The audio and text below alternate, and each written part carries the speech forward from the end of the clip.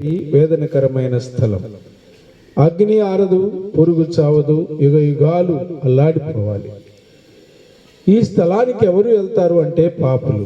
పాపులు అంటే ఆజ్ఞ అతిక్రమించేవారు. ఎవరు ఆజ్ఞను అతిక్రమించారు అనేది మనం పరీక్షించుకున్నట్లయితే ప్రియులరా, ఈ లోకములో దేవుని యొక్క అలనాడు ఆదాము అనేటువంటి ఒక వ్యక్తి సృష్టి మూల పురుషుడు.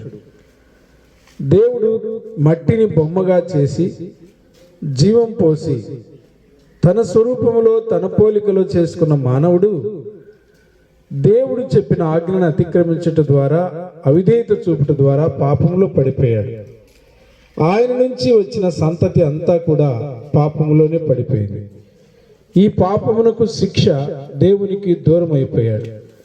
దూరం అయిపోయినటువంటి మానవుణ్ణి కలుసుకోవడానికి దేవుడు నానా రూపాల్లో, నానా పరిస్థితుల్లో దర్శించాలని ప్రయత్నం చేశాడు. కానీ మానవుడు తెలుసుకోలేకపోయాడు. రాజులను పంపాడు, ప్రవక్తలను పంపాడు, న్యాయాధిపతులను పంపాడు, దేవుని దూతలను పంపాడు. ఏమాత్రం మానవుడు దేవుని వైపు తిరగలేదు. అందుకే సృష్టికర్త అయినటువంటి దేవుడు 2023 సంవత్సరాలకు పూర్వమే ఈ భూమి మీదకి వచ్చి ఆయన శ్రమ, శిలువ, మరణ, పునరుద్ధానముల ద్వారా 5 గాయములను ఆయన అరచేతుల్లోనూ, ఆయన డొక్కలోను, 2 కాళ్ళల్లోనూ గాయములు పొందాడు. తలన ముళ్ళ కిరీటం ధరించాడు.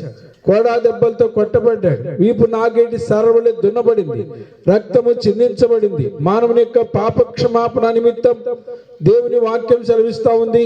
హెబ్రీలకు రాసిన పత్రిక 9:22లో ధర్మశాస్త్రము ప్రకారం సమస్త వస్తువులు రక్తము చేత శుద్ధీకరించబడిననియు రక్తము చిందించకుండా పాప క్షమాపణ కలగదని సామాన్యముగా చెప్పవచ్చునన్నాడు.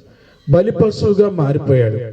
రక్తము చిందించాడు. దేవుని కుమారుడు ఈ భూమి మీదకి వచ్చి మానవుని పాప పరిహారార్థం ఆయన కలువరి శిలువలో తన రక్తము చిందించాడు. అందుకే కన్యక కుమారుని కరును తన ప్రజలను వారి పాపముల నుండి ఆయనే రక్షించిన మాట నెరవేర్పు కొరకై క్రీస్తు భూమి మీదకి కన్యక గర్భమున పాపము లేకుండా పుట్టి